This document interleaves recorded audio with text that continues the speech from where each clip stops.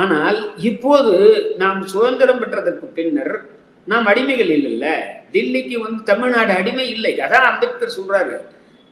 சட்டசபைக்கும் அரசமைப்பு சட்டம் அதிகாரம் வழங்குகிறது, பாராளுமன்றத்துக்கு வழங்குகிறது. எனவே இவர்கள் வந்து அவங்க ஒப்புதலை கொடுக்கறது இருக்குல்ல, பிரிட்டிஷோட கவர்னர் மாதிரி இவங்க செயல்படக்கூடாது என்பதுதான் அந்த தீர்ப்புல காலவரையறையை நிர்ணயிக்கிறார்கள். இப்போ பாராளுமன்றம் ஒரு சட்டம் ஏற்றுறது. இப்போ வக்ஃப் சட்டத்தை ஏற்றுறதுக்கு குறிப்பா ஒரு பிரபலமான சட்டங்களை சொல்றது புரிஞ்சுக்கிறதுக்காக குடியுரிமை திருத்த சட்டம் இயற்றியது பெரிய பிரச்சனையாச்சு.